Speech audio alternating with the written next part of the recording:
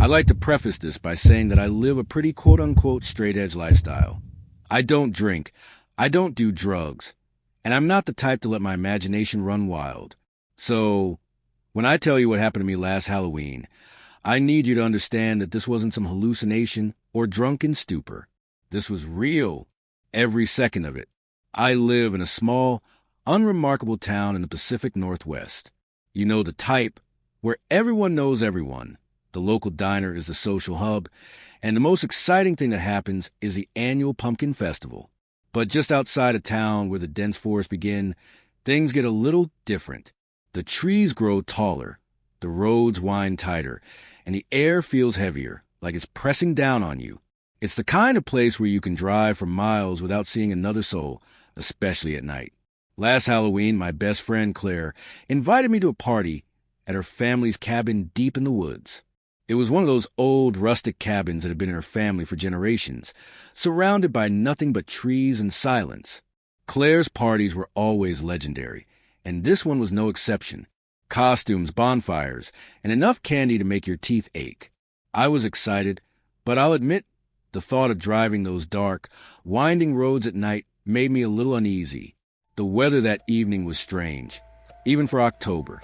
A thick fog had rolled in, blanketing the forest in an eerie, almost otherworldly haze. The air was cold and damp, and the occasional gust of wind made the trees creak and groan like they were alive. I drove slowly, my headlights cutting through fog, illuminating the narrow road ahead. The further I got from town, the more the forest seemed to close in around me. About halfway to the cabin, I passed the old Miller place. It was a crumbling, abandoned house that had been empty for as long as I could remember. The locals called it the Witch House, and there were plenty of rumors about what had happened there. Some said the Millers had disappeared one night, never to be seen again. Others claimed the house was cursed, that anyone who went inside would meet a grim fate. I didn't believe in any of that, of course, but I'll admit, the place gave me the creeps. As I drove past, I noticed something strange. The windows of the house were dark, as usual, but there was a faint, flickering light coming from the backyard. It looked like a fire, but who would be out there in the middle of nowhere on a night like this? I slowed down, my curiosity getting the better of me, but then I remembered Claire's party and decided to keep going. Whatever was going on at the Miller place, it wasn't my business. I arrived at the cabin around 8 p.m., parking my car in the gravel driveway alongside a dozen others. The party was in full swing, with people laughing, music playing, and the smell of wood smoke filling the air. Claire greeted me at the door, dressed as a witch, complete with a pointy hat and a broomstick. We hugged, and she handed me a cup of hot apple cider. "You made it," she said, grinning. "I was starting to think you got lost." "Almost did," I replied, taking a sip of the cider. "The fog is crazy out there." The party was everything I had hoped for and more. We played games, told ghost stories, and roasted marshmallows over the bonfire. By the time midnight rolled around, I was exhausted but happy. As people started to leave, I stayed behind to help Claire clean up. It was the least I could do, considering how much fun I'd had. By the time I left, it was close to 1 a.m. The fog had gotten even thicker, and the forest was eerily quiet. I got in my car, started the engine, and began the long drive back to town. The road was even darker now, the trees looming like silent sentinels on either side. I turned on my high beams, but they barely pierced the fog. About 10 minutes into the drive, I saw something that made my blood run cold. Up ahead, standing on the side of the road, was a figure. It was a woman, dressed in a long, white gown that seemed to glow in the darkness. Her back was to me, and she was standing perfectly still, like a statue. My heart started to race as I approached her. Who would be out here, in the middle of the night, dressed like that? As I got closer, I could see that her hair was long and dark, hanging down her back in tangled waves. She didn't move, didn't even flinch as my car passed by. I glanced in my rear-view mirror, half expecting her to be gone, but she was still there, standing in the same spot. And then, slowly, she turned her head to look at me. I slammed on the brakes, my heart pounding in my chest. The car skidded to a stop, and I sat there, gripping the steering wheel, trying to catch my breath. When I looked back, she was gone. The road was empty, the fog swirling where she had been standing. I told myself it was just my imagination, that I was tired and the fog was playing tricks on me. But deep down, I knew better.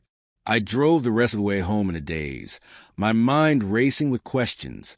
Who was she? What was she doing out there? And why did she look at me like that? When I finally pulled into my driveway, I was so relieved to be home that I almost forgot about the whole thing. Almost. The next morning, I woke up to the sound of my phone buzzing. It was Claire. "Hey," she said, her voice tense. "Did you see anything weird on your way home last night?" I hesitated, not sure how to answer. "Why do you ask?" "Because I just got a call from the police. They found a car abandoned on the side of the road, not far from the cabin. The driver was gone, but there was blood on the seat." My stomach dropped. "What? Who was it?" "They don't know yet. But get this, the car was parked right in front of the Miller place." I felt a chill run down my spine. "Claire, I think I saw something last night. A woman, standing on the side of the road. She was wearing a white dress, and she looked at me." There was a long pause on the other end of the line. "You need to come over," Claire said finally. "Now." I drove back to the cabin as fast as I could, my mind racing with possibilities. When I got there, Claire was waiting for me on the porch, her face pale. "Tell me everything," she said as soon as I stepped out of the car. I did, recounting every detail of what I had seen. When I finished, Claire looked even more shaken than before. "That's not the first time someone's seen her," she said quietly. "There are stories, going back years. People say she's the ghost of a woman who lived in the Miller house. They say she was murdered there, and her body was never found. And now she's looking for something. Or someone." I felt a cold knot of fear tighten in my chest. "What do we do?" Claire shook her head. "I don't know, but I think we need to find out what happened to her before someone else disappears." We spent the rest of the day researching, digging through old newspapers and talking to locals who remembered the Millers. The more we learned, the more convinced we became that the woman in white was real and that she was connected to the disappearances.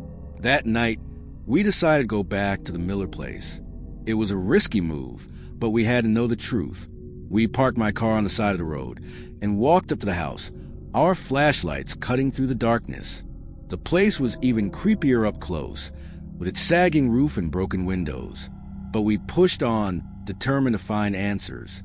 As we stepped inside, the air grew colder and the silence became almost oppressive.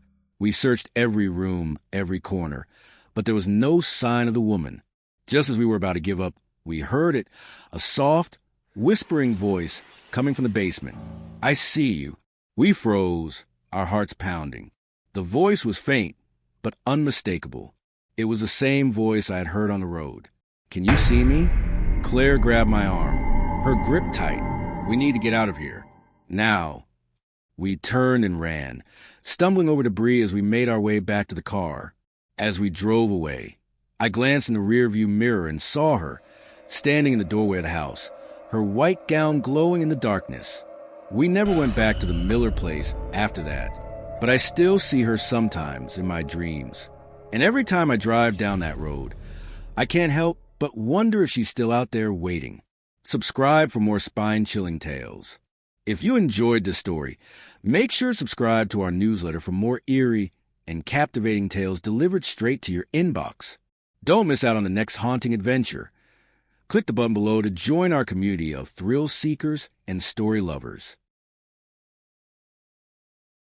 I'd like to start by saying I'm not the kind of person who believes in ghosts, spirits, or anything supernatural. I'm a practical guy. I work as a mechanic, I fix things, and I trust what I can see and touch. But what happened to me last summer, out in the middle of nowhere, has made me question everything I thought I knew. I live in a small farming town in the Midwest, the kind of place where the cornfields stretch for miles and the nearest neighbor is a 10-minute drive away. It's quiet, peaceful, and predictable, or so I thought. Last August, my friend Jake called me up and asked if I could help him out with his old pickup truck. It had broken down in one of his fields, and he needed a second pair of hands to get it running again. I agreed, mostly because Jake's a good guy, and I owed him a favor. The field in question was about a 20-minute drive from town, deep in the countryside. It was one of those places where the roads were barely paved, and the only light at night came from the moon and stars. I headed out there around sunset, the sky painted in shades of orange and pink, the air warm and thick with the smell of earth and crops. By the time I arrived, the sun had dipped below the horizon, and the first stars were starting to appear. Jake was waiting for me at the edge of the field, his truck parked haphazardly in the dirt. He looked relieved to see me. "Thanks for coming, man," he said, clapping me on the shoulder. "This thing's been giving me trouble all week." We got to work. The two of us hunched over the engine with flashlights in hand. The field around us was eerily quiet, the only sound the occasional rustle of corn stalks in the breeze. It was peaceful at first, but as the night deepened, I started to feel off, like we were being watched. I brushed it off as my imagination. After all, it was just a cornfield. But then I saw it, out of the corner of my eye. I caught a glimpse of something moving between the rows of corn. It was tall, too tall to be a person, and it moved with an unnatural grace, like it was gliding rather than walking. I froze, my flashlight beam darting toward the spot where I'd seen it. But there was nothing there, just the endless rows of corn swaying gently in the wind. "You okay?" Jake asked, noticing my hesitation. "Yeah," I said, forcing a laugh. "Thought I saw something. Probably just a deer." But I knew it wasn't a deer. Deer don't move like that. We finished up at the truck around midnight, and Jake offered to drive me back to town. I declined, figuring I could use the quiet drive to clear my head. As I got into my car and started the engine, I couldn't shake the feeling that something was wrong. The field seemed darker than before, the shadows deeper, the silence heavier.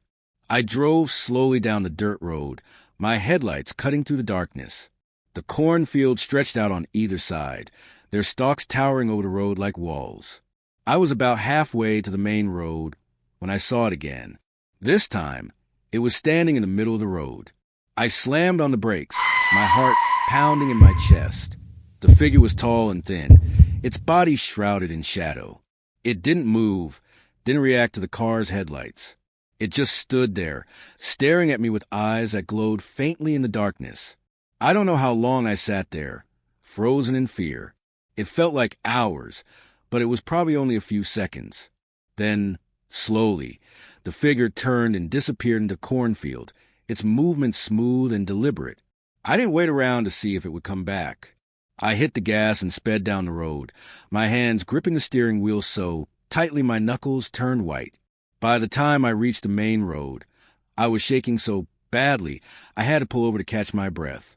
I told myself it was just my imagination, that the stress of the day had gotten to me. But deep down I knew better. That thing, whatever it was real. The next morning, I called Jake to see if he'd noticed anything strange the night before. He hesitated before answering. "You're not going to believe me," he said, "but I think I saw something too, out in the field, while we were working on the truck. I don't know, man. It didn't look right. We decided to go back to the field together during the day, just to check things out. The sunlight made the place feel less ominous, but there was still an uneasy tension in the air. We walked through the rows of corn, searching for any sign of what we'd seen. At first, there was nothing, just dirt, stalks, and the occasional scarecrow. But then we found it. In the middle of the field, hidden among the corn, was a small, crumbling shack. It looked like it had been there for decades, its wooden walls warped and weathered, its roof sagging under the weight of time. The door hung open, revealing a dark, empty interior. "What the hell is this?" Jake muttered, stepping closer. I followed him, my heart racing. The shack was small, barely big enough to fit one person. Inside, there was nothing but dirt and a few broken tools. But on the wall, scratched into the wood, were words that sent a chill down my spine. "It watches. It waits." We left the field that day and never went back. Jake sold his land a few months later, and I haven't driven down that road since. But sometimes late at night, I'll wake up in a cold sweat, convinced I can hear the rustle of cornstalks outside my window. And I can't shake the feeling that something is still out there, watching. Subscribe for more chilling tales. If you enjoyed this story, make sure to subscribe to our newsletter for more eerie and captivating tales delivered straight to your inbox. Don't miss out on the next haunting adventure. Click the button below to join our community of thrill seekers and story lovers.